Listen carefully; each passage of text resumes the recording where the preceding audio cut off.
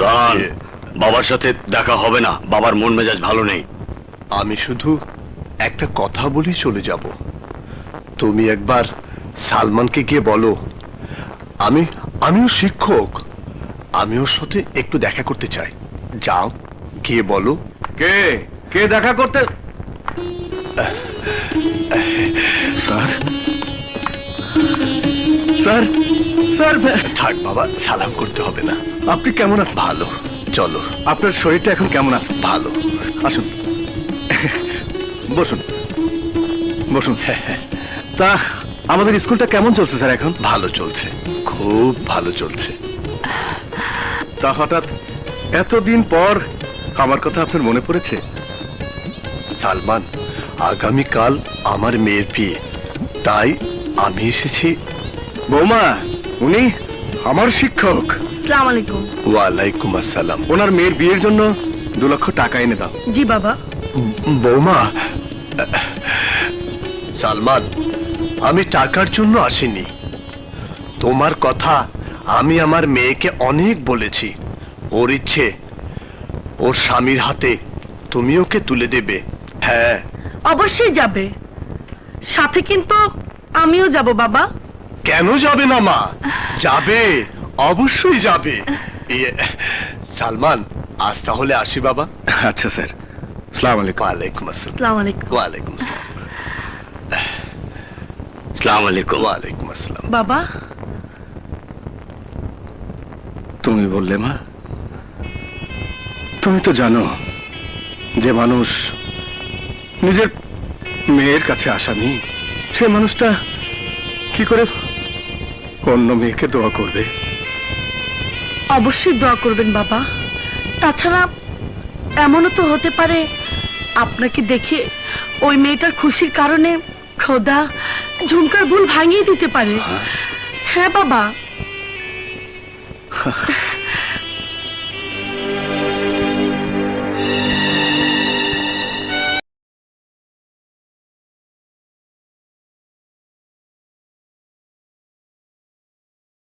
সালাম। ওয়ালাইকুম আসসালাম। সালমান, তুমি এসেছো, আমি খুব খুশি হয়েছি। মা, তুমি ভেতরে যাও। যাও মা, যাও। জি। যাও, এসো সালমান, এসো।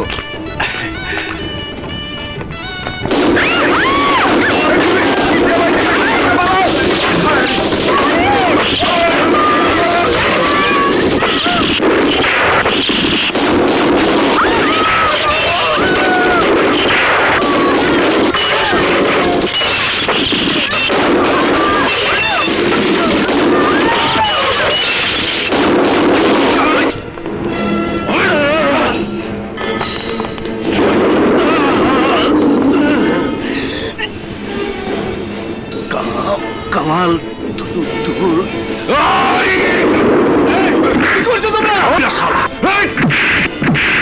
সালমান, তুমি আমার হোটেল দখল করেছিলে।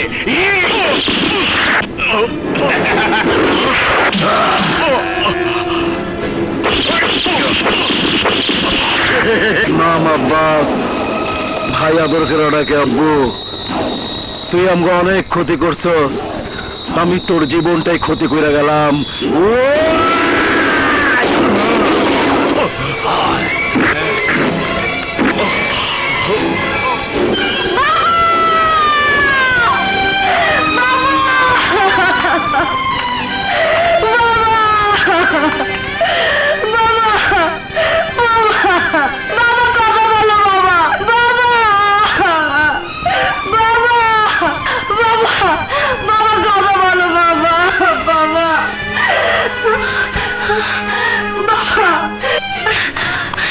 আমি তোমার কপালের সুখের না দুঃখের ঠিক পড়িয়ে দিতে এসেছি, তা তো আমি নিজেও জানি না রে মা। আমি তোমাকে বলছি, মৃত্যুকে বন্ধুর মতো আপন করে পথ চলতে হয় আমাদের। আমি তোমাকে দোয়া করি, আমার জীবনের বিনিময়ে যেন খোদা তোমার কপালের সুখ কেড়ে না নেয়। বাবা, আপনার এই কথার পর আমাকে যদি বাসর ঘরে বিধবার কাপড় পরতে হয়, তবুও আমি দুঃখ করবো না। এই মেয়ে, তুই তো দেখছি আমার মার মতো কথা বললি রে মা। আজ থেকে তুই যে আমার সত্যি সত্যি মা হয়ে গেলি রে মা।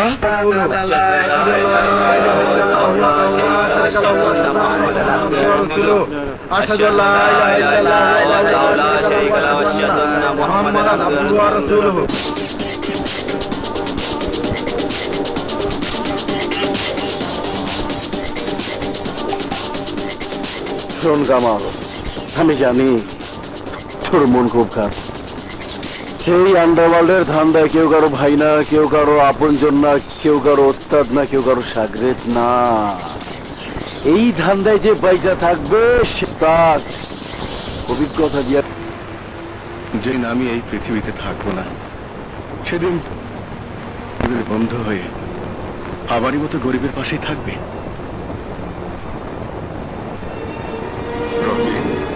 বিপ্লব, আমরা সবই শুনেছি বাবা। তাহলে তোরা দুই ভাই পারিস না এই মিথ্যা অপবাদ থেকে আমাকে মুক্তি দিতে? ঝুমকার কাছে আমাকে নির্দোষ প্রমাণ করার জন্য খুঁজে বের কর ওই বিশ্বাসঘাতককে।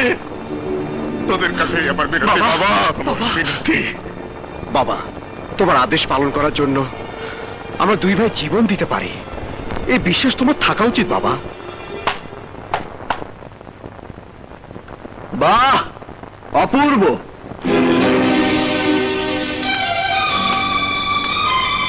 বাবা মাটির ঘরে ঘুমিয়ে ঝুমকা নির্বাক হয়ে বাবার ছবির দিকে তাকিয়ে আছে। আর ডন পরিবারের বড় সন্তান, এই ডন পরিবারের বড় সন্তান মিস্টার রবিন খান কাপুরুষের মতো মদের গ্লাসে মুখ লুকিয়ে আছে। আমি কি আজ জেনে নেব ডন সাম্রাজ্যে সালমান খানের নাম শুনলে একদিন যে অপরাধ জগতের লোকেরা চোরে নিঃশ্বাস নিতে ভয় পেত, আজ তারাই সালমান খানের মৃত্যুতে আনন্দ করছে, উল্লাস করছে। আর সালমান খানের দুই সন্তান কাপুরুষের মতো নিজেদের মুখ লুকিয়ে রাখবে।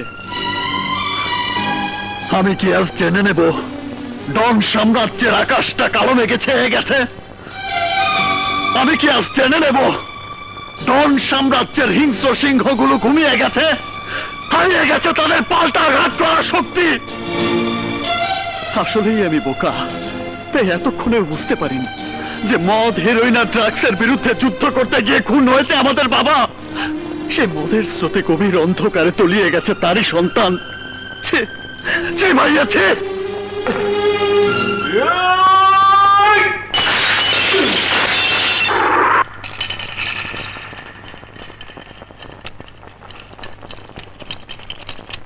অনেক অনেক বলেছিস তুই।